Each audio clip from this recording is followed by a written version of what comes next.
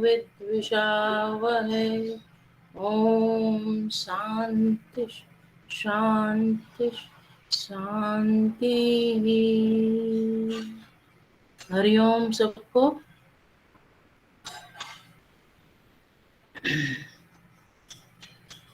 Hariom ma'am. चलो अभी हम एक्चुअली वैसे देखा जाए तो उपनिषद का इंट्रोडक्शन। हरिओम मैम। Am I audible? सबको अच्छे से सुनाई दे रहा है मेरा आवाज? Yes yes yes ma'am. तो ये पहले है ना, इरादा था कि उपनिषद का इंट्रोडक्शन दे, पर वो हम इतिहास में सारा आ जाएंगे ना ग्रंथ, उसमें वन ऑफ द उपनिषद भी आ जाएगा, तब इसकी डिटेल में उपनिषद क्या है, कितने उपनिषद होते हैं, इसकी श्रृंखला क्या है, उसमें ले लेंगे। तो हम उपनिषद में उसमें अभी नहीं लेते हुए इतिहास में वो कवर कर सकते हैं, इसलिए अभी आगे का डिटेल नहीं लिया है। अभी हम थोड़ा सिलेबस के बारे में थोड़ा सा बात कर लेते हैं, तो मैं आपको उसका शेयर करती हूँ।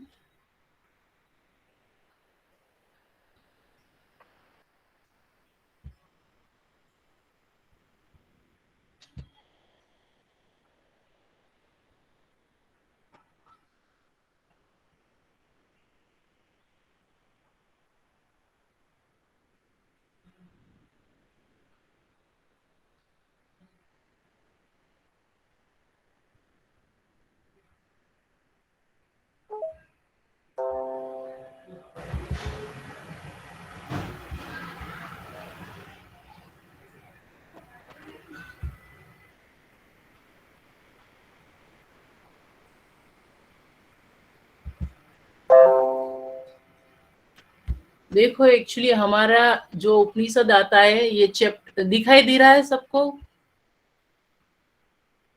यस तो ये 2 चैप्टर, सेकंड नंबर चैप्टर है। एक्चुअली ये जो पुराने स्टूडेंट है, जिसने ऑलरेडी एग्जाम दे रखी है 1 बार 2 बार, या उसको थोड़ा बहुत सिलेबस मालूम है, ये नए स्टूडेंट्स के लिए खास करके कि भाई दूसरे चैप्टर में प्रमुख उपनिषद जो 10 दिए गए हैं, और तीसरे चैप्टर में जो लास्ट बाद में ऐड हुए हैं वो योग उपनिषद है। वैसे योग उपनिषद 20 है, पर हमारे यहाँ सिलेबस में 7 है, वो नीचे की तरह है। जैसे ये प्रथम चैप्टर नहीं, ये जैसे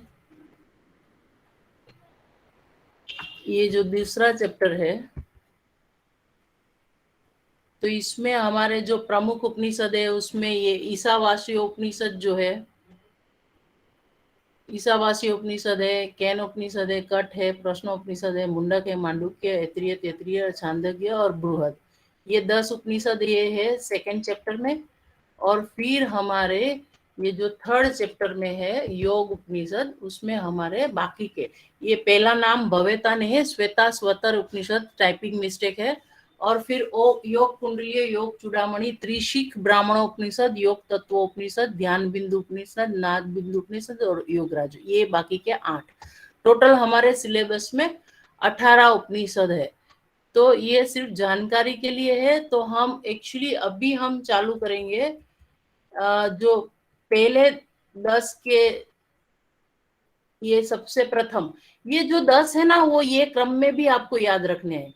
जैसे ई सबसे पहला क्रम है, कैन दूसरा है, कट तीसरा है।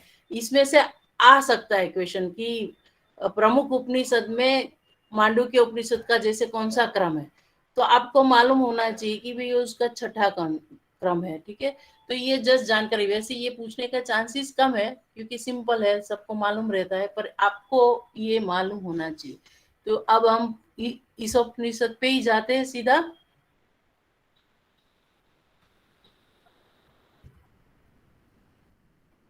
तो ईशावास्यो यो नहीं है इसमें, थोड़ी पीडीएफ में थोड़ी प्रिंटिंग मिस्टेक कहीं कहीं है, मैंने डाउनलोड करके रखी हुई है। तो ईशावास्यो उपनिषद जो है सबसे पहला उपनिषद है। ये जो है ये यजुर्वेद लिखा है, एक्चुअली शुक्ल यजुर्वेद है। शुक्ल यजुर्वेद के 40वें अध्याय को ही ईशोपनिषद कहा जाता है। शुक्ल यजुर्वेद संहिता जो है उसमें एक्चुअली टोटल 40 अध्याय ही है। इसमें ये 40वां अध्याय है जो अंतिम अध्याय है, वो अंतिम अध्याय को ही ईशोपनिषद कहा जाता है। और आगे के जो 39 अध्याय है उसमें कर्म कांड का निरूपण है और सारे उपनिषद में नॉर्मली ज्ञान कांड का ही निरूपण होता है। तो इसमें जो है 40वां अंतिम अध्याय में ज्ञान ज्ञान का निरूपण है और सारे उपनिषद में ब्रह्म का ज्ञान, ब्रह्म की प्राप्ति इसी विषय पे ज्यादा डिस्कशन रहती है। तो ये जो 40वां अध्याय ईशोपनिषद है, इसका नाम ईशोपनिषद कैसे पड़ा? तो इसमें सबसे पहले का मंत्र जो है वो ये शांति पाठ है और ये ईशावास्य मिदम जो लिखा हुआ है इसी मंत्र से, तो इसी मंत्र से इसका नाम ये चालू हो रहा है, इसी मंत्र से इसका नाम जो है वो ईशावास्य जो है, इसकी वजह से इसका नाम ईशावास्य एकदम पड़ा। और फिर आगे जाते हैं। अभी इसमें दूसरी ये बात याद रखने की है कि ये मंत्र का भाग होने से ये जो संहिता है शुक्ल यजुर्वेद संहिता का मंत्र का भाग होने से इसका विशेष महत्व है और ये सबसे प्रथम माना जाता है, वो तो मैंने पहले ही आपको बता दिया। और दूसरा इसका जो ये भी है कि ये 18 मंत्र जो है उसको गीता के 18 अध्याय की तरह महत्वपूर्ण कहे गए हैं, तो ये भी आपको ध्यान में होना चाहिए। और इसके सिवा की एक ये भी बात है कि सबसे छोटा और महत्व का है ये उपनिषद है। तो इसमें मेन 5 पॉइंट आपको मैंने पहले बताया है। शुक्ल यजुर्वेद का 40वां अध्याय का है, ये आपको मालूम होना चाहिए। 39 अध्याय में कर्म कांड है, 40वां अध्याय है जो उसमें ज्ञान कांड है, और ये जो 18 मंत्र गीता के साथ इसके 18, क्योंकि ये ईशावास्य उपनिषद में सिर्फ 18 ही मंत्र है, बहुत छोटा उपनिषद है, तो उसके साथ कंपेयर किया गया है। और दूसरी एक बात मालूम होनी चाहिए कि ये उपनिषद जो है उसमें आपको ये शांति पाठ, हर एक उपनिषद का शांति पाठ का क्वेश्चन अभी तक पूछा नहीं गया है, पर पूछ सकते हैं। तो सिर्फ स्टार्टिंग का और एंड का, तो स्टार्टिंग का ही आप याद रखोगे तो भी मालूम हो जाएगा, क्योंकि काफी आपको लास्ट में जब सारे उपनिषद खत्म होंगे तो एक पीडीएफ दी जाएगी कि सब उपनिषद के सामने शांति पाठ कौन सा था, कौन से वेद में से है, वेद का कौन सा भाग में से है, ये यजुर्वेद का है तो शुक्ल का है या कृष्ण का है, इस तरह से सारी डिटेल एक पीडीएफ में दे देंगे, तो आपको एक ही पेज में सारे उपनिषद की डिटेल याद करनी आसान हो जाएगी। तो ये इसका शांति पाठ है, आपको ये मालूम होना चाहिए। बाकी ये ऊपर ऊपर की भूमिका आप ये प्रस्तावना में जो है इसमें बताई गई है वो हम श्लोक वाइज ही करेंगे, इसमें नहीं डिटेल में जाते। तो पहले 5 पॉइंट आपको याद रखना था, वो मैंने आपको बता दिया। अभी आपको शांति पाठ तो पूर्णमद पूर्णमिदम ये आपको थोड़ा वैसे आपको ये मालूम होगा। अभी मंत्र 1, तो ओम ईशावास्य इदं सर्वं यत्किंच जगत्याम जगत तेन त्यक्तेन भुंजीथा मातृगद्य कश्य सिद्धनम। तो ये जो है आप सबको ये तो प्रार्थना काफी लोगों को मालूम भी होगी। तो ये यहाँ ये कहने जा रहे हैं कि ये पूरी जो जड़ चेतन स्वरूप, पूरी जो सृष्टि है उसमें ईश्वर व्याप्त है, और ये ईश्वर जो व्याप्त है उसी विश्व मतलब उस जो ये सारी जगत में जो आवृत है उसी का ही सब कुछ है। ये जो हम धन दौलत जो हम जो यूज करते हैं, जिस चीज का भोग करने वाली चीजों को उपभोग करते हैं, वो एक्चुअली ईश्वर की है। वैसे यहाँ नहीं दिया गया, पर हम आते हैं तो खाली हाथ ही आते, खाली हाथ ही जाते। तो यहाँ ये निवेदन है कि आप जो भी उपभोग करें, जो भी चीजें का उपयोग करें, या जो भी चीजों का संग्रह करे, वो आपकी जो जरूरत है उतना ही करे। मतलब जैसे पतंजलि योग सूत्र में बोला है ना, अपरिग्रह, तो मतलब आप जितना जरूरत है इतना ही लो, बाकी का संग्रह नहीं करो। संतोष पूर्वक रहने की यहाँ बात है, क्योंकि ये सारा धन ईश्वर का है, मेरा मेरा करके आप मत जिए। तो यहाँ सिर्फ यही याद रखना है कि सब कुछ भगवान का ही है, सब कुछ ईश्वर का है। तो आप यथाशक्ति जो कर्तव्य पालन के लिए त्याग पूर्वक ही विषयों का उपभोग करने की बात बताई गई है। और ये जो दूसरा मंत्र है, तो ये दोनों मंत्र जो है उसमें ये दोनों मंत्र को एक्चुअली कहा जाता है कर्म निष्ठा विभावना की गई है प्रथम और दूसरे मंत्र में। तो ऐसे भी कोई प्रश्न आए कि कर्म निष्ठा की विभावना कौन से मंत्र में है, तो ईशोपनिषद के पहले और दूसरे मंत्र में, या तो दूसरे मंत्र में ऐसे भी पूछा जाता है कि 100 साल की आयु का वर्णन कौन से मंत्र में है, तो दो मंत्र में है, ऐसे भी क्वेश्चन पूछा जा सकता है। तो यहाँ है कुर्वन्ने वेह कर्माणि जिजीविच्छेदत समाह एवं त्वयि नान्यत् तेतोस्ति न कर्म लिप्यते नरे। तो यहाँ क्या बात करते हैं कि ऐसे कर्म करना है, मतलब अनासक्ति, जैसे शास्त्रोक्त अनुशासन में कर्म करना है, जो कहा गया है शास्त्रों में इसी तरह कर्म करने, मतलब निष्काम कर्म करने। ये निष्काम कर्म करते करते हमें 100 साल जीने की जिजीविषा रखनी चाहिए। क्यों 100 साल जीने की जिजीविषा? तो हम यही जन्म में हम कर्म करके मुक्त हो सकते हैं, ये पॉइंट ऑफ व्यू। अगर जीवन काल ही कम होगा तो सही कर्म करते करते, या तो हम जो मार्ग में चलते हैं आध्यात्म मार्ग में, वो पूरा करने से पहले ही या उसमें लेवल तक पहुंचने से पहले ही हम ऊपर चले गए तो फिर हमारा लक्ष्य पूरा नहीं हो जाएगा। मनुष्य जन्म का लक्ष्य जो होता है वो नहीं पूरा हो जाएगा। यहाँ मतलब कहा क्या जाता है कि अनुशासित जीवन जीते जीते 100 साल जीने की हर एक मनुष्य को जिजीविषा करनी चाहिए, जिसकी वजह से उसका मनुष्य अवतार का जो है लक्ष्य वो पूरा कर सके। और दूसरा ये भी कहा है कि इसके सिवा कोई अन्य मार्ग नहीं है, यही सबसे कल्याणकारी मार्ग है। तो ये दोनों में कर्म निष्ठा की विभावना ऐसे कह सकते हैं। और ये भी कह सकते हैं कि 100 साल जीने के लिए जिजीविषा करना है, तो ये कौन से मंत्र में आता है? तो ईशोपनिषद के दूसरे मंत्र में आता है। ठीक है। असुर्या नाम ते लोका अंधेन तमसा वृताः तांस्ते प्रेत्याभिगच्छन्ति ये के चात्महनो जनाः। तो यहाँ असुर्या किसको बोला है? सूर्या मतलब उसका ऑपोजिट।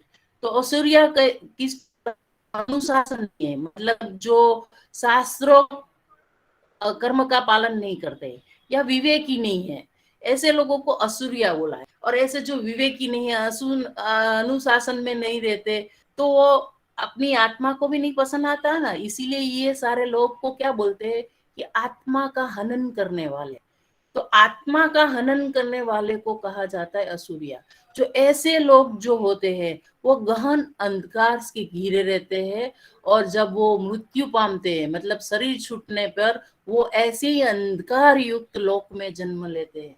मतलब असुरिया की गति क्या है, मतलब यहाँ कैसे भी ऐसे भी क्वेश्चन पूछ सकते हैं, असुरिया का मतलब ईशावासी उपनिषद में क्या है, ऑप्शन दे दिए गए, ऐसे भी पूछ सकते हैं। और ऐसे भी पूछ सकते हैं कि जो कर्मनिष्ठा की विभावना के जो बताई है उसके विरुद्ध काम करे, उसकी गति क्या होती है? तो उसके विरुद्ध काम करने की गति यही है कि वो अंधकार युग नीच लोक में ही जन्म लेंगे।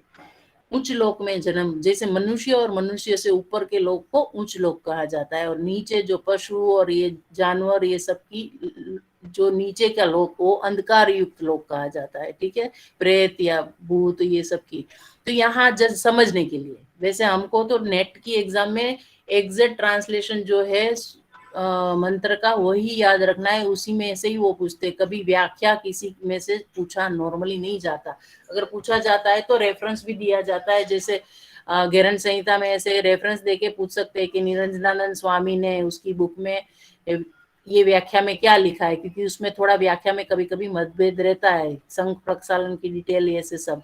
पर यहाँ उपनिषद में आपको सिर्फ मंत्र का ट्रांसलेशन को ही फोकस करना है, व्याख्या को फोकस नहीं करना। समझने के लिए आप जरूर समझ सकते हैं। तो असुरिया मतलब जो आत्मा का हनन करने वाले की गति अंधकार युक्त होती है, अंधकार युक्त लोकों में ही उसका पूर्व जन्म होता है मृत्यु के बाद। अभी इसके हम संस्कृत ज्यादा नहीं पढ़ते हुए आपको जो देखना है, जिसको एक्चुअली ऑल इंडिया रैंक लाना है या तो जेआरएफ में भी अच्छे स्कोर लेने हैं, तो उसको तो सारे श्लोक कहाँ से कौन सा आया ऐसा इस वक्त की 2021 के एग्जाम में जैसे ये कौन सा उपनिषद, श्वेता स्वतर उपनिषद का एक श्लोक डाल के पूछ दिया था कि ये किस उपनिषद का है, तो ऐसा इस साल से थोड़ा थोड़ा चालू किया है। तो कभी कभी टाइम मिले, जिसको बहुत ही हाई स्कोर करने की इच्छा है, तो उसको श्लोक देखते जाना है। तो हम ये इतना श्लोक में, इसलिए हमारा 3 महीने का ही टाइम है, तो श्लोक में हम ज्यादा टाइम नहीं करके सीधी इसकी ट्रांसलेशन पे ही बात करेंगे। तो 4 और 5 जो नंबर के सूत्र है, उसमें भगवान मतलब परमात्मा का वर्णन दिया गया है। तो परमात्मा कैसे है? अविचलम, मतलब अचल है परमात्मा। अविचलम मतलब अचल है। फिर एकम, एक ही है। तो ये सारे ही जो परमात्मा के स्वरूप है, आपको लाइन में क्रम में पूछते तो नहीं है, पर ऐसे संस्कृत शब्द डाल के भी पूछ सकते हैं। सुक्रम, तो आपको जैसे मालूम होना चाहिए कि क्या है। सॉरी, मैं 8वें पे आ गई, सॉरी। हाँ, तो ये क्या, परमात्मा का स्वरूप क्या है? अचल है, एकम है, मन की गति से भी ज्यादा तेज है, अनादि है, ठीक है। फिर है ज्ञान स्वरूप है, इंद्र और वगैरह, यानी यहाँ मातृश्वा लिखा बताया है। ये मातृश्वा है ना, एक्चुअली वायु आदि, वायु आदि देव, मतलब वायु आदि देव, इंद्रादि देव, ऐसे भी पूछे तो भी आपको मालूम, वायु आदि देव के इंद्रादि देव सारे ही जो देव है वो इसी की ग्रुप में आते हैं। तो वो भी ये ईश्वर को प्राप्त नहीं कर सकते। तो चल है, चल और अचल, दूर समीप, अंदर बाहर, ये चौथे में है। जैसे तदे जति, तन्ने जति, तद दूरे तद दंती के, मतलब दूर और नजदीक दोनों, मतलब ऐसे अंदर बाहर सर्वत्र ईश्वर व्याप्त है। तो ईश्वर का स्वरूप ऐसे दिया है, अचल है, एकम है, मन की गति से ज्यादा तेज है, अनादि है, ज्ञान स्वरूप है, जहाँ सारे देव प्राप्त नहीं कर सकते, ऐसे है। चल है, अचल है, दूर है, समीप है, अंदर है, बाहर है, सर्वत्र है। तो ये चौथे और 5वें में जो ईश्वर का स्वरूप का वर्णन है। तो पहले 2 में क्या था? पहला और दूसरा जो उसमें था कर्म निष्ठा की विभावना, ऐसे भी कह सकते हैं। और पहले आपने जो पहला वाला मंत्र है, उसमें ये भी बोलते हैं कि प्रवृत्ति निवृत्ति मार्ग का निरूपण, ऐसे भी बोलते हैं। जैसे हमने ये जो वाला पहला वाला किया है ना, पहला और दूसरा कर्मनिष्ठा की विभावना है, तो उसमें पहले मंत्र को ऐसे भी कहीं जगह कहा गया है कि प्रवृत्ति निवृत्ति, मतलब उसका निरूपण किया है, ऐसे भी कह सकते हैं। कर्मनिष्ठा की विभावना है पहले दूसरे श्लोक में, ऐसे भी उसको कहा जाता है। तीसरे मंत्र में असूर्या का निरूपण है, असूर्या लोग मतलब अज्ञानी लोगों की गति क्या होती है वो बताया गया है। और चौथे और 5वें श्लोक में ईश्वर की स्वरूप की विभावना है, ठीक है। और अभी छठे श्लोक में क्या दिया गया है कि अगर छठे और 7वें श्लोक में,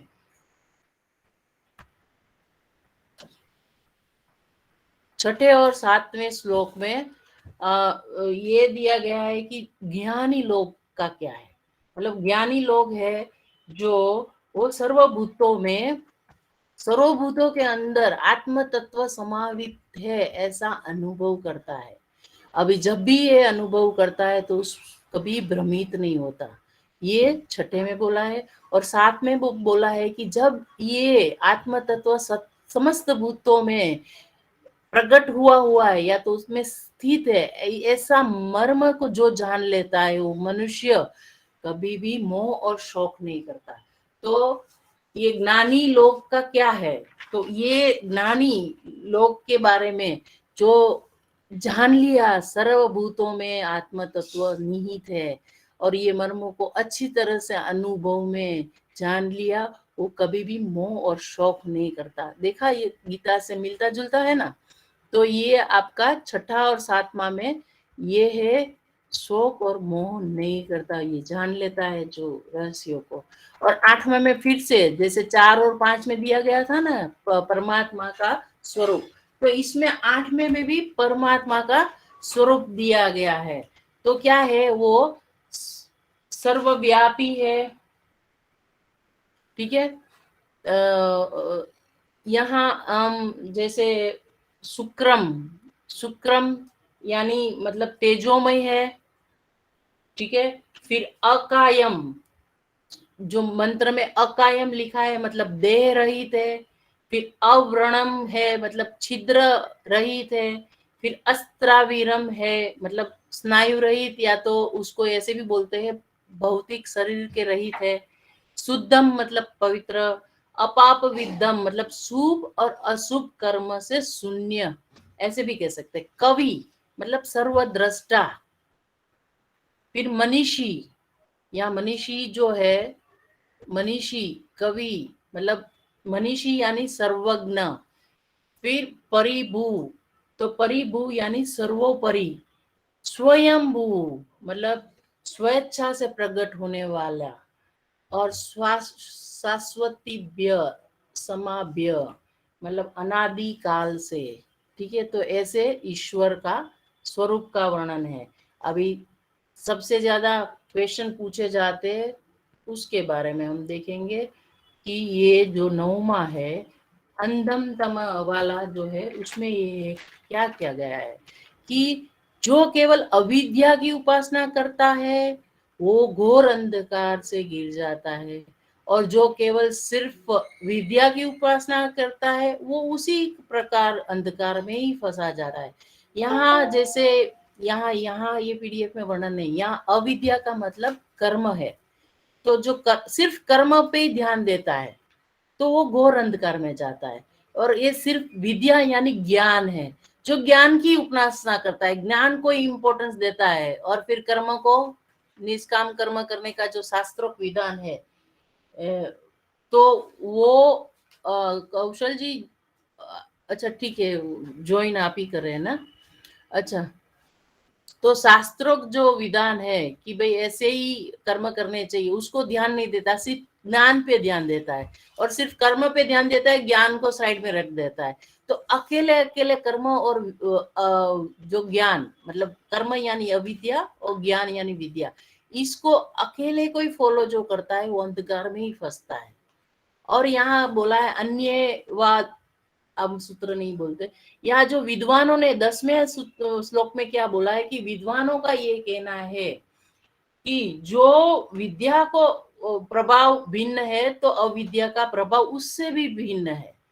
ठीक है, तो ये सिर्फ ये इतना इम्पोर्टेंट श्लोक नहीं है, 11 जस्ट जानने के लिए कि दोनों का प्रभाव, जो आध्यात्म को जानने वाला है और भौतिक ज्ञान को जानने वाला है, कर्म को ही सिर्फ जानने वाला है, उसका प्रभाव उससे भी भिन्न है, इतना ही सिर्फ कहा गया है।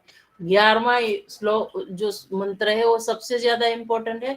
यहाँ कहा है कि विद्या और अविद्या दोनों को एक साथ यथार्थ रूप से जो जान लेता है तो वो अविद्या से मृत्यु को मतलब मृत्यु ये संसार सागर को पार कर लेता है या मृत्यु को पार कर लेता है, ऐसे कह सकता है। और विद्या द्वारा वो अमरत्व को मतलब परमेश्वर को प्राप्त कर सकता है। मतलब कर्म और ज्ञान दोनों को अर्थात रूप से जानने का बोला गया है, सिर्फ एक कर्म को फॉलो करने का भी फायदा नहीं है और सिर्फ ज्ञान को फॉलो करने का फायदा नहीं है। मतलब विद्या यानी ज्ञान, अविद्या यानी कर्म, ये दोनों को यथार्थ रूप से जानने से जो विद्या अविद्या से वो फल प्राप्ति है वो मृत्यु को प्राप्त करता है, मृत्यु को पार करता है, मतलब संसार सागर को तर जाता है। और जो ज्ञान को यथार्थ रूप के कर्म के साथ समझ लेता है वो अमर तत्व को प्राप्त कर जाता है। ये क्वेश्चन पूछा जाता है कि ईशोवासी उपनिषद में जो विद्या और अविद्या को यथार्थ रूप से समझ जाता है तो विद्या से उसको क्या फलश्रुति मिलती है, तो आपको मालूम होना चाहिए। यही आगे का क्वेश्चन दोहराते हुए ऐसे भी पूछ सकते हैं अविद्या से क्या फलश्रुति मिलती है, तो आपको मालूम होना चाहिए कि उससे मृत्यु संसार को पार कर सकता है। दूसरा ये बोला है कि असंभूति की उपासना करने से, और असंभूति की, या असंभूति मतलब विनाशशील चीज की उपासना। अभी यहाँ थोड़ा डिटेल में संभूति असंभूति समझ आने के लिए, वैसे एग्जाम में असंभूति मतलब विनाशशील और संभूति मतलब अविनाशी, इतना ही आपको जानना जरूरी है। पर यहाँ सब समझने के लिए, तो विनाशशील क्या है, जो हमारा शरीर है या तो आजू बाजू की सारी भौतिक चीजें हैं। इवन यहाँ गोरखपुर गीता प्रेस में आप डिटेल में पढ़ोगे तो यहाँ ये भी बताया गया है कि असंभूति मतलब इवन यहाँ जैसे देवों की उपासना करते हैं तो देवों का भी एक न एक दिन मृत्यु निश्चित है, ऐसा कहा जाता है। तो उसको भी असंभूत मतलब देवों की उपासना सकाम भावना से करते हैं ना, तो वो भी असंभूति की भी उपासना की गई है। इवन पूर्त कर्म और ईश कर्मों को भी असंभूति कहा गया है कि पूर्त कर्म करते हैं, ईश कर्म करते हैं समाज के कल्याण के लिए और ऐसे, पर मन में भावना अगर कामना की है तो भी असंभूति में ही आता है। और यहाँ जो है संभूति मतलब जो अविनाशी है, परमेश्वर परमात्मा अविनाशी है, उसकी उपासना करने के लिए कहा है। पर ये यहाँ भी ये बोला है कि सिर्फ एक ही को पकड़ता है। आप कहीं कहते हैं कि हम तो देवता ये कर्म कांड में कुछ नहीं मानते, हम तो सिर्फ परमात्मा ने मानते, वो भी गलत है। यहाँ ये भी बोला है कि कोई कहता है कि हम तो सिर्फ भगवान को मानते हैं वैसे और बाकी किसी को नहीं मानते, तो ये भी गलत है। यहाँ तो इतना इंडिविजुअली आप उसको रिस्पेक्ट देंगे क्योंकि शास्त्र में ये बोला है कि आपकी ड्यूटी है माता पिता गुरुजन देवों उसकी उपासना करना आपका कर्तव्य है। बस यही है कि आपको उसमें मतलब कामना की इच्छा नहीं होनी चाहिए, निष्काम आपको उसकी उपासना करनी है। और यहाँ दूसरा असंभूति की तो वैसे ही करनी है। तो अकेले अकेले को जैसे विद्या को अकेले अकेले को फॉलो करते हैं तो घोर अंधकार में जाते हैं, यहाँ भी आप आडंबर से कुछ अकेले अकेले फॉलो करते हो तो वो भी घोर अंधकार में फंसते हैं। इसका मतलब नई जो योनि आपकी होगी वो नीच योनि में आपका जन्म हो सकता है। ठीक है, तो आगे के जो 13 में बताया है कि जिन देव पुरुषों ने विशेष रूप से कहा है, यहाँ जैसे 10वें सूत्र में था ना, धीर पुरुषों ने क्या बोला है कि इसका संभूति और असंभूति का प्रभाव जो है एक दूसरे से उससे भी भिन्न है, ऐसे ही बोला है। वो इतना इम्पोर्टेंट 10वां और 13 श्लोक में इतना इम्पोर्टेंट नहीं है एग्जाम पॉइंट ऑफ व्यू। अभी 14वें श्लोक में कहा है कि जब संभूति और असंभूति दोनों की एक साथ अगर उपासना करते हो आप, तो आप इसी तरह जो वहां अविद्या की उपासना से मृत्यु को पार कर लेता था, या असंभूति की और दोनों की यथार्थ रूप से पहले तो समझ लेना है और फिर उसकी उपासना करते हैं दोनों को साथ यथार्थ रूप के समझने के बाद, तो आपको विनाश की कला से, यानी यहाँ कहा गया है विनाशशील क्या है, असंभूति। तो असंभूति की उपासना से मृत्यु को पार कर लेता है, मतलब मृत्यु संसार को पार कर लेता है। और संभूति यानी अविनाशी की उपासना जो करता है वो अमृत तत्व की प्राप्ति कर लेता है। तो आगे बढ़ते हैं। मेरे ख्याल से आज अभी है अपने पास टाइम, 1-2 ले सकते हैं, नहीं तो यहाँ तक ही हम कर सकते हैं। इसमें यहाँ तक किसी को डाउट है तो बोल सकते हैं।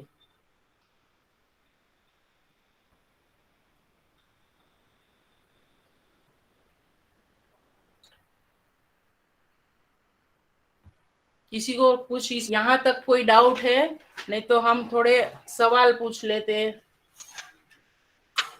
और फिर से एक बार रिवाइज भी कर सकते हैं। देखो कौशल जी ने तो मस्त बना दी। कुल 18 उपनिषद है।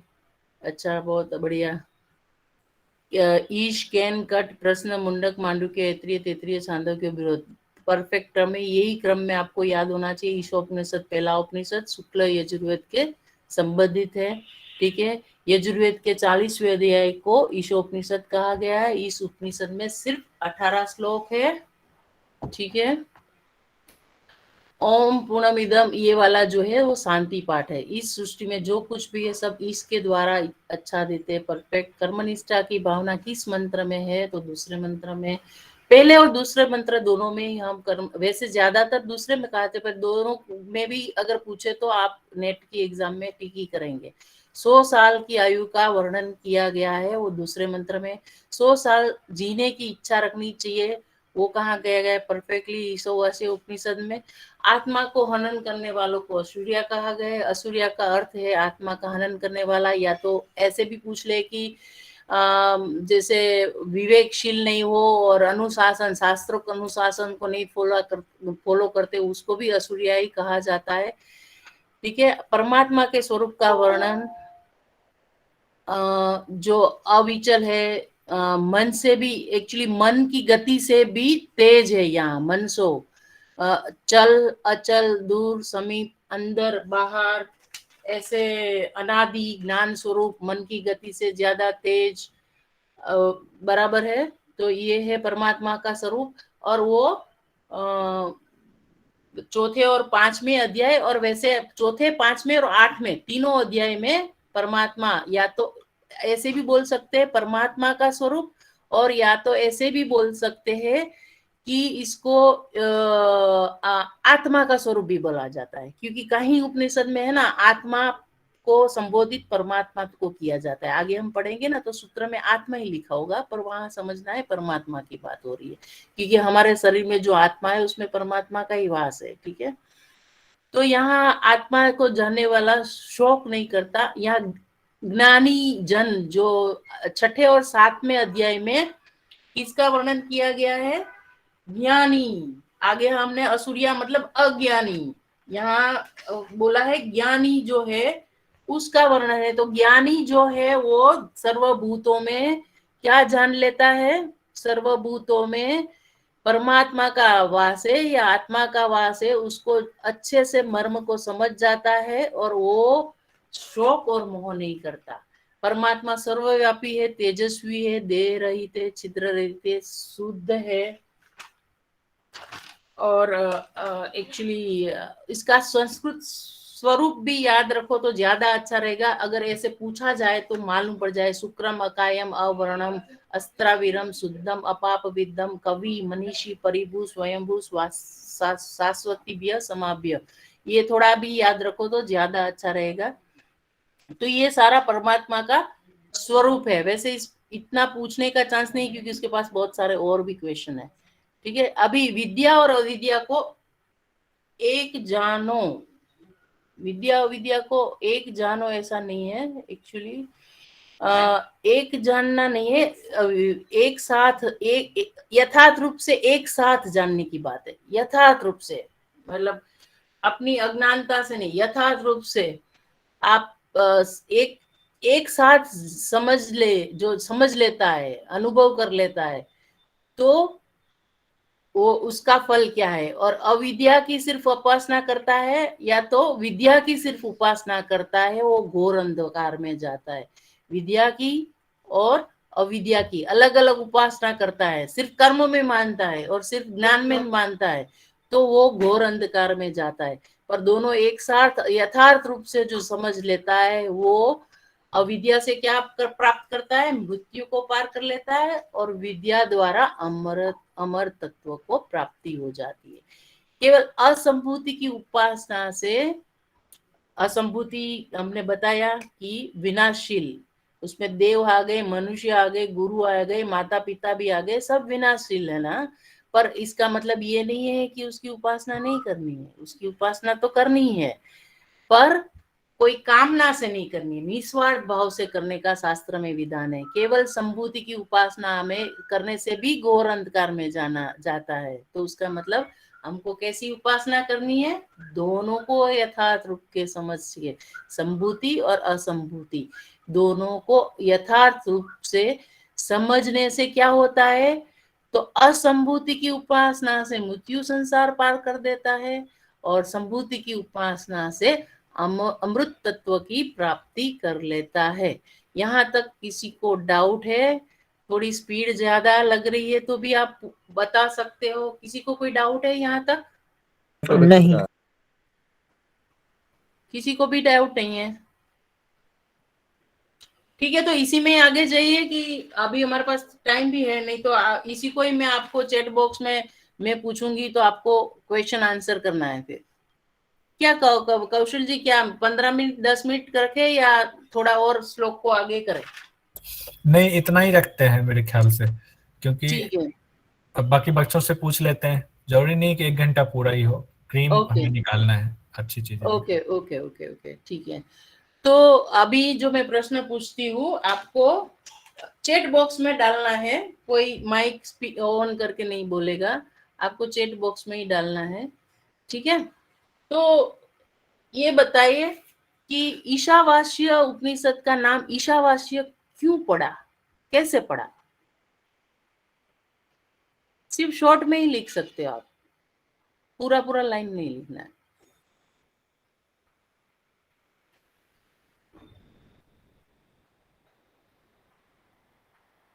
प्रथम मंत्र, वेरी गुड बंटी जी। प्रथम श्लोक, ठीक है। प्रथम श्लोक में क्या था? प्रथम श्लोक में यस, जितेंद्र कुमार जी, जय, ठीक है, बराबर। तो काफी लोगों ने जवाब दिया। प्रथम मंत्र मतलब प्रथम श्लोक में ईशावास्य से शुरू हो रहा है, इसकी वजह से ईशावास्य उपनिषद नाम पड़ा। अब ये बताओ कि शुक्ल यजुर्वेद संहिता का कौन सा अध्याय है ये?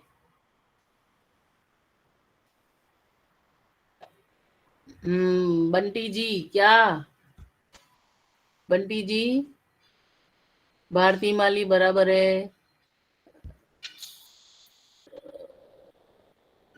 चिराग जी बराबर है, पौराणिक बराबर है, जितेंद्र कुमार शर्मा, जय पोदानी बराबर है, कौशल कुमार जी बराबर है, सुनील तिवारी जी बराबर है। तो बंटी जी, ये एक्चुअली 39 अध्याय जो है उसमें कर्मनिष्ठा की विभावना है, पर ईशावास्य उपनिषद 40वां अध्याय को ही बोला गया है। और 40वें अध्याय में किसका निरूपण है, कोई बताएगा? जैसे 39 अध्याय में 39 अध्याय तक शुक्ल यजुर्वेद संहिता के 40 अध्याय है, उसमें से 39 तक तो सारा कर्म का निरूपण है, बराबर। तो कर्म कांड का निरूपण, तो 40वें अध्याय में क्या निरूपण किया गया है, कोई बताएगा? 40वें अध्याय में हमने जो पढ़ा ना वही है, ईश्वर उपासना को, जो यहाँ अभी बताया है जय ने ज्ञान का, बराबर है। तो ज्ञान कांड का निरूपण है, ईश्वर को प्राप्त करने का वो ज्ञान कांड जो दिया गया है कि कैसे ईश्वर को आप प्राप्त कर सकते हैं, अमर तत्व को प्राप्त कैसे कर सकते हैं, दोनों को यथार्थ रूप से समझने के बाद कर सकते हैं ना। तो ये ज्ञान कांड का निरूपण है, ठीक है। महादेवी जी, बहुत अच्छा, ठीक है। और आगे हम देखते हैं कि ये किस चीज का भाग है, इसकी वजह से इसको विशेष माना गया है, किसकी वजह से इसको ईशोपनिषद को विशेष माना गया है, इसको महत्व ज्यादा दिया गया है?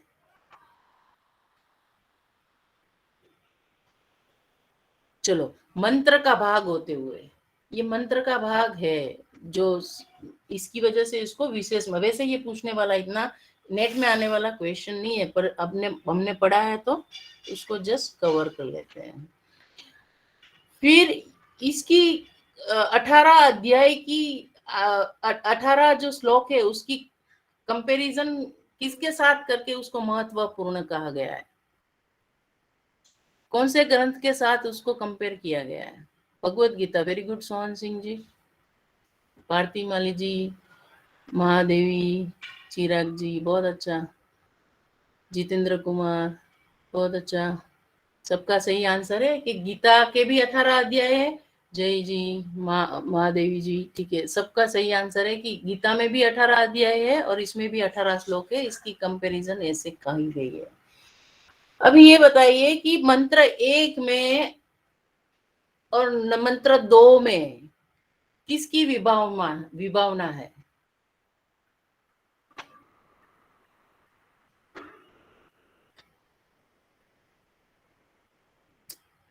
मंत्र 1 और 2 में जितेंद्र जी, चिराग जी, किसकी विभावना है? ईश्वर की विभावना, एक्चुअली ईश्वर या कर्मनिष्ठा की विभावना।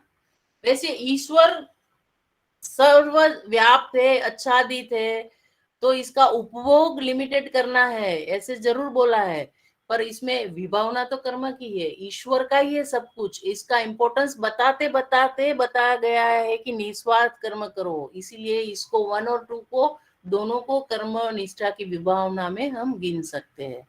ईश्वर का स्वरूप बताया है जरूर कि ईश्वर सर्वव्याप्त है, सब कुछ है दुनिया में, धन है। यस भारती माली जी, एक्चुअली कर्म की विभावना बोलेंगे, ज्ञान नहीं बोलेंगे इसको। ज्ञान कांड का निरूपण है पूरे ईशोवासी उपनिषद में। पर अगर ऐसा पूछा जाए कि पहले और दूसरे मंत्र में किसकी विभावना है, तो इसमें कर्म मतलब कर्म की विभावना है, ठीक है। तो पहले दूसरे मंत्र में कर्मनिष्ठा की विभावना, एक्चुअली वर्ड है कर्मनिष्ठा की विभावना, ठीक है। तो असुरिया किसको बोलेंगे? ईशोवास्य उपनिषद में असुरिया किसको बोला है?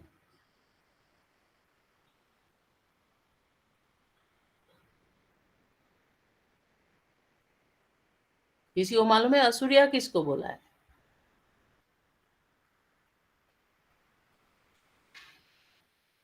यस वेरी गुड बंटी जी। अंधकार को असुरिया नहीं बोला है माली जी, असुरिया अंधकार में जाता है, उसकी गति होती है। सही बोला बंटी जी। जो शास्त्र विषित, हाँ बराबर है सुखदा जी, पौराणिक बराबर है। महादेवी का भी अंधकार को हनन करने वाला नहीं, आत्मा का हनन करने वाला। जो एक्चुअली हमारी आत्मा क्या बोलती है, सही काम करते हैं तो आत्मा प्रसन्न होती है ना, हम गलत काम करते हैं, झूठ काम करते हैं तो आत्मा को दुख पहुंचता है। तो आत्मा, हम गलत काम क्या हो गया, अगर आप अविवेकी है, अच्छा व्यवहार नहीं करते। सही है कौशल जी आपका भी।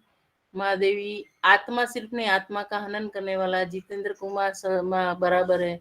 तो मतलब आत्मा का हनन करने वाला मतलब जो विवेकी नहीं है, शास्त्र विषित कर्म करते हैं, ऐसे लोगों को असुरिया बोला गया है। अज्ञानी को भी असुरिया बोला गया है। ऐसे असुरिया को अज्ञानी ऑप्शन में है तो आप अज्ञानी भी टिक कर सकते हैं।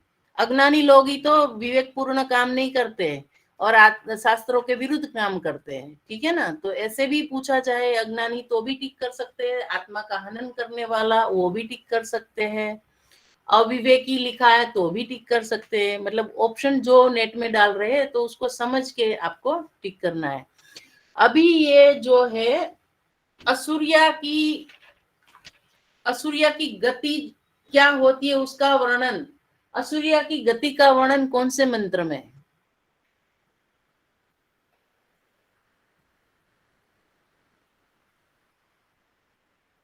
इतना मंत्र वाइज इमीडिएटली याद रखना इतना इजी नहीं है, समझ सकती हूँ, पर अभी इसलिए पूछ रही हूँ कि क्लैरिटी हो जाएगी आपकी। चौथा मंत्र नहीं है जी, बंटी कुमारी सही आंसर दिया है। चित्र कुमार चौथा नहीं है, तीसरा नंबर का है। चौथा और पांचवा में तो दूसरा वर्णन है, तीसरा महादेवी बिल्कुल सही आंसर। तो तीसरे मंत्र में असुरिया का वर्णन है, असुरिया की गति का वर्णन है। असुरिया की गति क्या होती है, असुरिया लोगों की गति क्या होती है, कोई टाइप कीजिए। असुरिया की गति क्या होती है? नर्क। वैसे नर्क ऑप्शन में दे तो नर्क टिक कर सकते हो, पर शास्त्रों यहाँ ईशोपनिषद में कैसी गति को लिखा हुआ है, यहाँ क्या कौन सा शब्द यूज किया है? तामसी तो व्यक्ति को कहा जाता है, गति को नहीं कहा जाता। यहाँ कौन सा हमने वर्ड यूज किया था, किसी को भी मालूम है उसकी गति क्या होती है? वो वर्ड हमने काफी बार काफी सूत्र में बोला, काफी श्लोक में बोला। गहन अंधकार मतलब अंधकारमय, पूरा कोई जवाब लिखेगा गहन अंधकार। श्यामल जी एकदम परफेक्ट। यहाँ दक्षिण की गति सोहन सिंह, वैसे आगे शास्त्र पढ़ेंगे तो उस हिसाब से सही है, पर यहाँ हमको ये ईशावासी उपनिषद में जो मंत्र में है उसमें कौन सा शब्द मतलब यूज किया है उसको फॉलो करें, क्योंकि शायद ऑप्शन में वही डालेंगे। इसका क्वेश्चन पूछा तो वही, या अंधेन तमसा वृता, परफेक्ट जितेंद्र कुमार शर्मा। मतलब अंधकारमय गति है होती है, मतलब अंधकारमय गति मतलब अंधकारमय योनि में आपकी गति होती है अगर मृत्यु के बाद, तो गहन अंधकार में वो श्यामल जी बराबर है, अंधेन तमसा वृता सबसे बेस्ट आंसर। ठीक है, तो ये असुरिया की गति है, और असुरिया की गति का वर्णन आपने, असुरिया का जहां वर्णन है वहीं उसका गति का वर्णन, अगर ऐसे भी पूछ लिया कि असुरिया की गति का वर्णन क्या है तो वो भी तीसरे मंत्र में ही आएगा। अभी परमात्मा का वर्णन कौन से मंत्र में है? ईशावासी उपनिषद में परमात्मा का वर्णन कौन से मंत्र में? वैसे आज के दिन आपके लिए थोड़ा ये ज्यादा ही हो जाएगा, पर ठीक है, अभी क्लियर होता जाएगा तो आपको फिर से रिपीट करोगे तो बहुत फट से याद हो जाएगा। चौथा अधूरा आंसर है जितेंद्र शर्मा जी, परमात्मा का स्वरूप का वर्णन प्रथम में नहीं बताएंगे हम। महादेवी 8 भी है, वो भी सही है, 5 भी है, सही है, पर सबके अधूरे अधूरे। पूरा पूरा पूरा जवाब कौन लिख रहा है? कौन से 3 4 5 भी सही है, एक और रह गया बंटी जी। श्यामल जी का भी सही है, 5 में तो है ही है, आगे का भी बोला जो 4 में बोला, परफेक्ट कौशल कुमार जी 4 5 8, ये तीनों मंत्र में परमात्मा का स्वरूप का वर्णन है।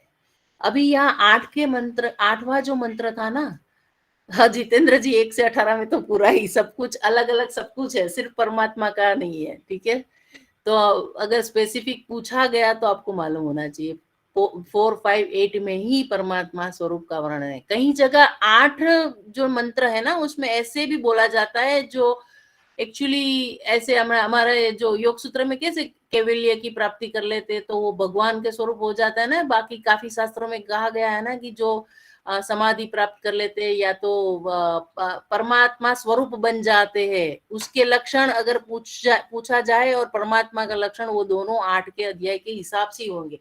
कोई ऐसे ट्विस्ट करके पूछा तो कि जो परमेश्वर स्वरूप हो गया ऐसे शब्द यूज किया कि उसके रिलेवेंट कुछ भी शब्द यूज किया तो उसका वर्णन 8 के 8वां मंत्र में है।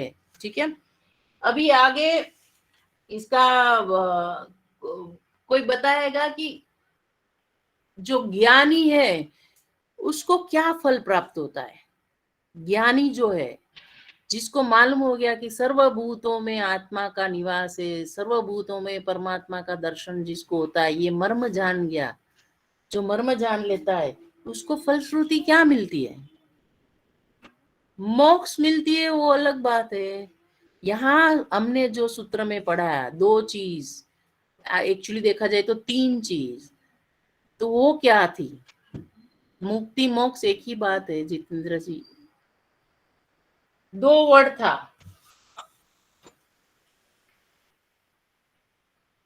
क्या नहीं करता?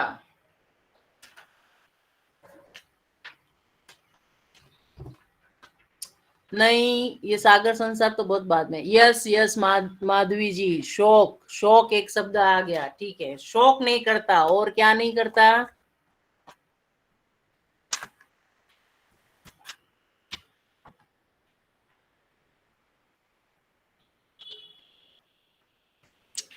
भ्रमित नहीं होता। वेरी गुड श्यामल जी, भ्रमित नहीं होता। विलाप शोक का ही पर्याय थोड़ा नजदीक कह सकते हैं। शोक नहीं करता, शोक करने वाले ही विलाप करते हैं ना। वैसे आंसर सही है, पर नॉर्मली नेट में परफेक्ट शब्द वो लोग ज्यादातर चुनते हैं। शोक नहीं करता और क्या नहीं करता? भ्रमित नहीं होता। जो जान लेता है सर्वभूतों में परमेश्वर का आत्मा का वास है, वो कभी भ्रमित नहीं होता। कोई वो खुद भ्रमित नहीं होगा, कभी नहीं भ्रमित होता। शोक नहीं करता, और क्या? मोह नहीं करता। Yes very good. मैं बोलूं उससे पहले ही बोल दिया महादेवी ने। तो वो भ्रमित नहीं होता, मोह नहीं करता, और शोक भी नहीं होता। तो साथ में किसी का, तीनों का साथ में आंसर किसी का नहीं आया। ये तीनों साथ में आ जाए क्रम में। जैसे भ्रमित नहीं होता, मोह भी नहीं उसको उत्पन्न होता किसी चीज से, और कोई वेरी गुड जितेंद्र जी। तो मोह नहीं होता, शौक नहीं होता उसको, और कभी भी भ्रमित नहीं होता। ये 3 चीज उसमें आ गई, ठीक है। और फिर ये है कि अभी नेक्स्ट मोस्ट इंपोर्टेंट जो एग्जाम में बार बार पूछा जाता है, ईशोवास्य उपनिषद के हिसाब से सिर्फ अविद्या की उपासना करता है, उसका ये फलश्रुति क्या है? सिर्फ अविद्या की उपासना करे या तो सिर्फ विद्या की, या तो ऐसे भी देखो इसमें है ना, हमेशा मिस्टेक होती है काफी लोगों से क्वेश्चन में, कि कभी ऐसे क्वेश्चन पूछा जाता है कि विद्या और अविद्या मतलब दोनों का बोला गया है, तब आंसर अलग आता है। और ऐसे बोला है सिर्फ अविद्या की उपासना करता है और सिर्फ विद्या की उपासना करता है, तो जितेंद्र जी ने बराबर बोला कि अंधकार को प्राप्त करता है, मतलब अंध योनि में मृत्यु के बाद जाएगा, ऐसे भी कहा जाता है, या तो अंधकार को प्राप्त, घोर अंधकार को प्राप्त करता है, ऐसे भी कहा जाएगा। तो सिर्फ विद्या और अविद्या की उपासना जो करता है वो घोर अंधकार को प्राप्त करता है। अभी दोनों को यथार्थ रूप से समझ लेता है, विद्या को, अविद्या को, कर्म को और ज्ञान को, तो उसकी विद्या से क्या गति होती है? प्रश्न पहले अच्छे से समझ लीजिए, आंसर देने की जल्दी नहीं करें। विद्या और अविद्या, कर्म और ज्ञान, ऐसे शब्द भी यूज कर सकते हैं। विद्या अविद्या के बदले कर्म और ज्ञान भी यूज कर सकते हैं।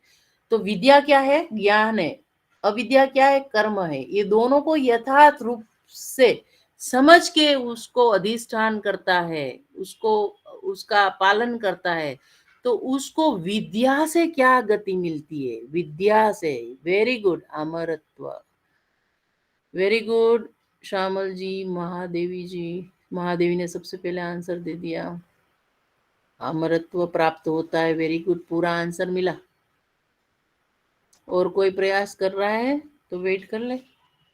मृत्यु संसार से नहीं सोहन जी, मैंने विद्या से क्या प्राप्त होता है, दोनों को यथार्थ रूप से समझने के बाद विद्या से क्या प्राप्त होता है, सिर्फ विद्या से क्या प्राप्त होता है?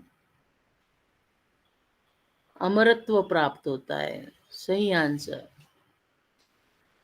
अभी दोनों विद्या और अविद्या की उपासना दोनों यथार्थ रूप से दोनों का अनुष्ठान यथार्थ रूप से करता है, उसको अविद्या से क्या प्राप्त होता है?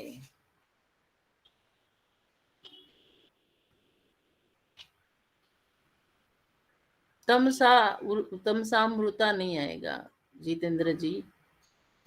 सोहन सिंह जी, आपका आंसर जो पहले दिया था वो आप मृत्यु को प्राप्त होता है क्या? महादेवी, मैं समझ लू आप पूरा सेंटेंस नहीं लिखा है।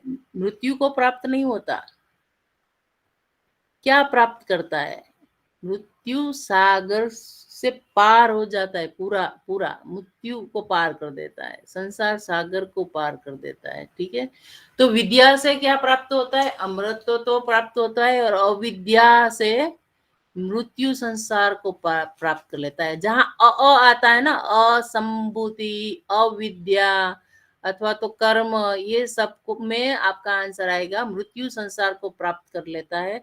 पर यहाँ आपको ये देखना है कि आगे क्या पूछा है, सिर्फ विद्या अविद्या दोनों पूछा है कि अथवा और मतलब एंड पूछा है कि और पूछा है, वो आपको मालूम होना चाहिए। नहीं तो इंडिविजुअल को प्राप्त कर जो अधिष्ठान करता है वो तो अंधकार में जाता है, पर अगर दोनों को यथार्थ रूप से समझने के बाद विद्या से अमरत्व है और अविद्या से मृत्यु संसार को प्राप्त कर लेता है, ठीक है। अभी ये प्रश्न है, असंभूति यानी क्या है?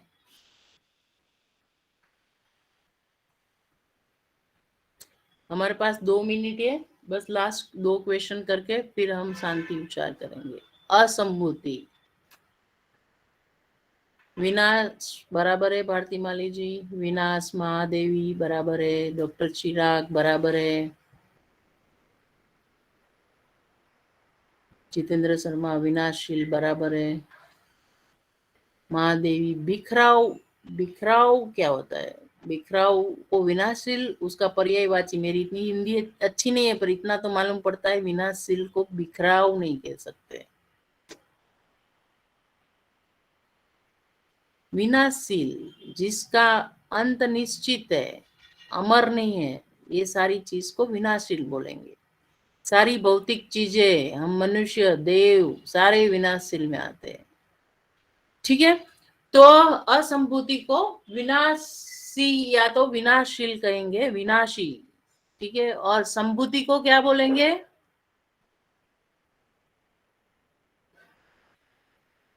सर्जन, सर्जन नहीं आएगा, सर्जन, सर्जन करने वाला ऐसे कह सकते हैं। संभूति को क्या, शास्त्रों की शब्दों को हम पकड़ेंगे ज्यादातर। संभूति को क्या बोलेंगे? अविनाशी परमेश्वर। Very good Jitendra Kumar ji.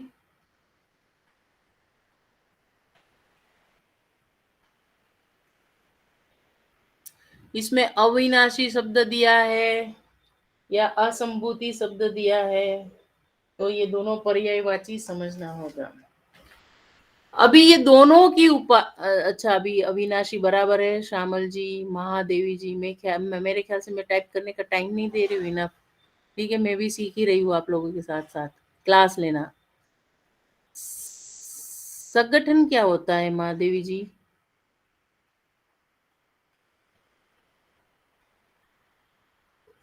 आप माइक ऑन करके बोल सकती है। संगठन के मतलब आपका क्या है? मैंने ऐसा सुना नहीं है संगठन को अविनाशी कहा जाता है, ऐसा नहीं मालूम मुझे। कोई और जवाब देगा भाई? कौशल जी, ऐसा कोई शब्द है संगठन मतलब अविनाशी होता है? मैंने नहीं सुना ऐसा कोई शब्द। पर्यायवाची ऐसा कोई होता है, किसी को मालूम है? जी नहीं, संगठन नहीं हो सकता। नहीं हो सकता ना, मतलब ये नहीं हो सकता। अविनाशी परमेश्वर को बोला गया है, या अविनाशी एक ही है, नित्य सब परमेश्वर ही है। ठीक है, तो अभी संभूति और असंभूति, जैसे भगवान ने शास्त्र में बोला है कि इसका मतलब ये नहीं कि विनाशील को आप कदर नहीं करो या उसकी उपासना नहीं करो। माता पिता भी विनाशील है, तो क्या आपको उसकी उपासना नहीं करनी चाहिए? करनी चाहिए। देव लोग भी विनाशी है, तो क्या देवों की हम उपासना तो करते ही है ना, रेगुलरली करनी चाहिए। तो मेन ये है कि ये सब की उपासना करो तो आपको फल जरूर मिलता है, पर वो फल भौतिक रहता है और वो भी आपको बंधन करता है। तो पहले ही 2 श्लोक में कर्मनिष्ठा की विभावना में निष्काम कर्म करते करते, मतलब जो आपके कर्तव्य कर्म में आते हैं उसी हिसाब से आपको उपभोग करने की सलाह दी है। वो कब कर सकते हो? जब आप निष्काम काम करते हो। तो अभी निष्काम ही करना है आपको काम, तो फिर असंभूति की उपासना आप निष्काम ही कर रहे हो, तो कर्म बंधन में नहीं डालता आपको। ठीक है, और ऐसा तो शास्त्र में बोला ही है। उसके साथ साथ परमेश्वर को तो भूलना ही नहीं है। तो ये दोनों की जो संभूति असंभूति को दोनों को यथार्थ रूप से समझ लेता है, तो असंभूति से वो क्या प्राप्त करता है, कौन बताएगा? असंभूति की उपासना से क्या फलश्रुति मिलती है, ये दोनों को यथार्थ रूप से समझ लेता है। असंभूति और संभूति को समझ के उसकी उपासना करता है, तो उसको असंभूति से क्या प्राप्त होता है, उसकी फलश्रुति, असंभूति की उपासना की फलश्रुति से क्या प्राप्त होता है, कोई कहेगा? वैसे नहीं तो ये फिर से हम रिपीट कर लेंगे, टाइम भी खत्म होने आया है। क्या कौशल जी, हम प्रार्थना कर ले, शांति उच्चार कर ले? जी मैडम। हाँ, ये 2 क्वेश्चन जो है संभूति असंभूति का एक एक जो बाकी रहा है वो नेक्स्ट टाइम हम कर लेंगे। प्रार्थना कर लेते हैं, कमर गर्दन सीधी, शांति उच्चार करेंगे, मन शांत, आंख कोमलता से बंद। ओम शांति शांति शांति। यहाँ हमारी मीटिंग कंप्लीट